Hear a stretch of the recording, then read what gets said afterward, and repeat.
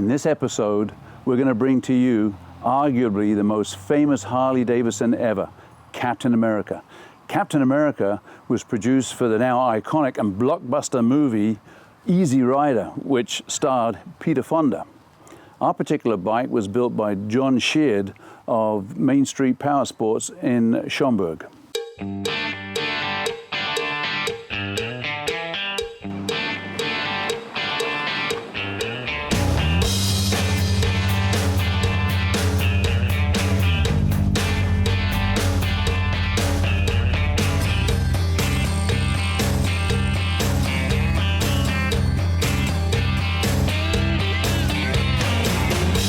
Wow, what a hot day today. John.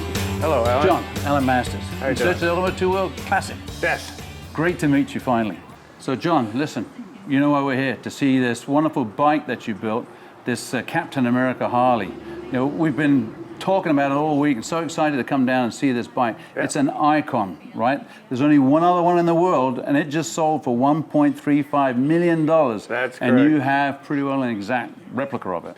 So we're going to take a look at that in a little while. But you know what? Let's talk a little bit about you first. You know, how did you get into Harley and building custom Harleys? It started, I guess, after motocross racing. I just got a passion for the street bikes, and it had to be a V-twin. It was just the sound of that engine, and that's where I went. That's what sold it for you, Yeah. right? So, but you actually became quite a prolific builder. You're not just a quasi somebody that just ran. You actually built some pretty serious custom Harleys, as I understand. During the 80s and 90s, we did a lot of first place trophies. Most of them are on the walls here. And then after that, I got into the production. And that was during the period of the biker build-offs, where everyone wanted to build a bike in their garage. And I produced those kits for people to produce in their garage, and we sold over 2,000 units in the United States alone. Wow, so you actually became the the background builder for some of the builders that started off in the US? So some names down there, did you build for? Some of the names would be Big Bear Choppers and Paul Yaffe. We were a ghost builder for Custom Chrome and another of show winners. But really the economy collapsed in 2008 and that was the end of that. Tell us a little bit about, how did you get involved in building the Captain America project? One of my customers, Granny, is a collector of exotic cars and motorcycles. And he's a fantastic guy, and he came in and he commissioned the bike to be built. Not as a replica, but a bike that he could ride on Sundays and not break down. So it was a challenging project. Oh, wow. So a bike that looks every piece the original Captain America, but actually from a drivability standpoint is more up to modern standards. Exactly. Yeah, fantastic. Well, you know, I can't wait to have a look at that bike and maybe throw my leg over it, you know. Wow, there she is. Captain America, I can't believe it. You know what? As a kid, I saw this bike and I just said, you know, if I was going to have a Harley, this is the bike that I would want, right here. It's iconic. It is.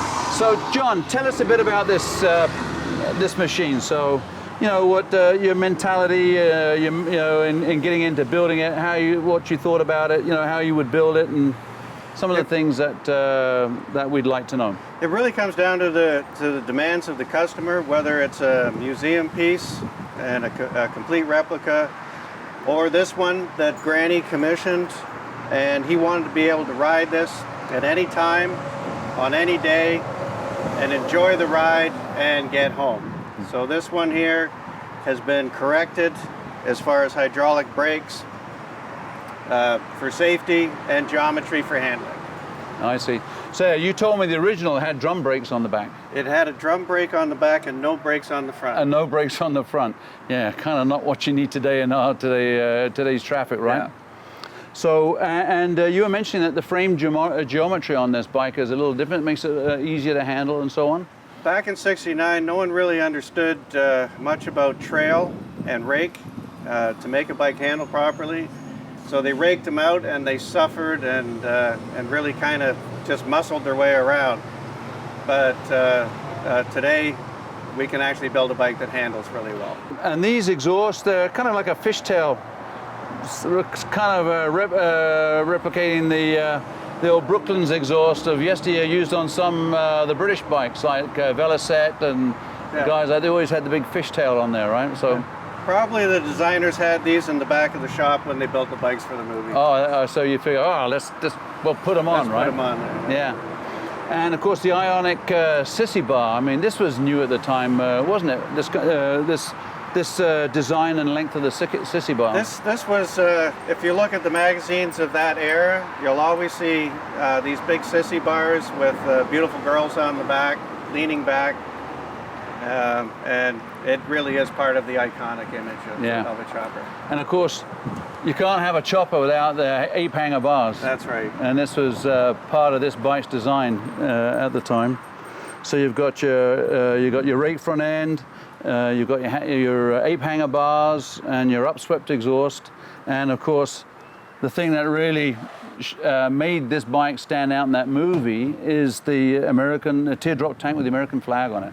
Yeah, nobody could miss that. Every shot in the scene of that movie, when he rode in with that bike, with that tank, you went, the bike stole the show, in my view, within those shots. That's right. You know, they were fantastic.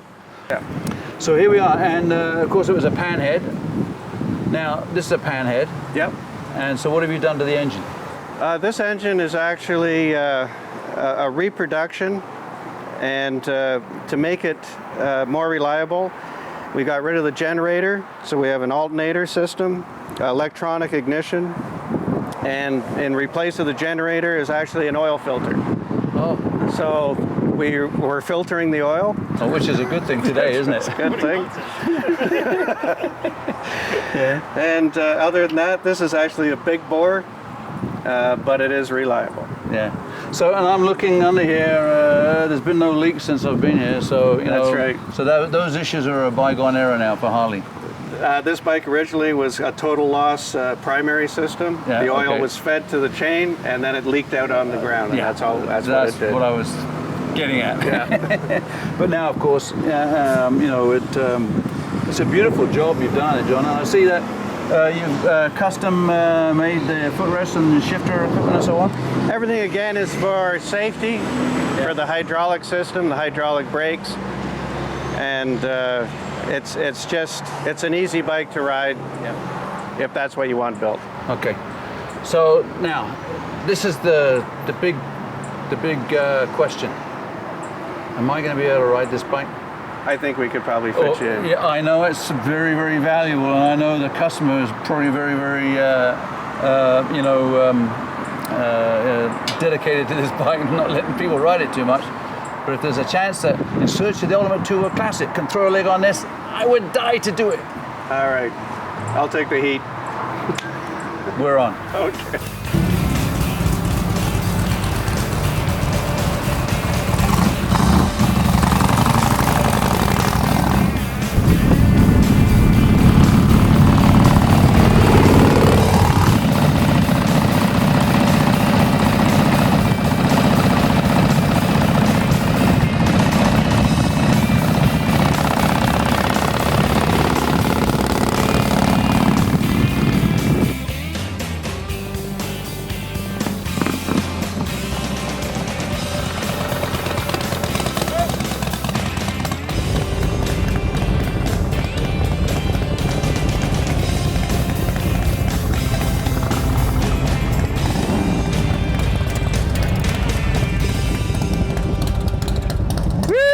Good stuff. Do I get a chance to ride this now, John?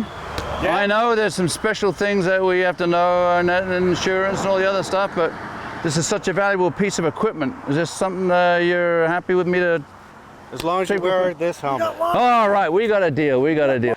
This is the famous Captain America. I can't believe it. The things I have to do for motorcycle, for our show. Look at this. Holy torpedo. I can't believe it. I remember this movie when I was a young guy. I won't say a kid, but a young guy. And it was the movie was just a phenomenal blockbuster. You left that show stunned. If you never saw the movie, you left it stunned. You go, wow, what just happened? They just killed everybody. You know, yeah. And this is the bike that started it all. The chopper that started the movement. And I can't wait to get my leg over this. Woohoo! Of course, the viewers have to know I'm dressed for this part, so I don't have my full riding gear in those shoes.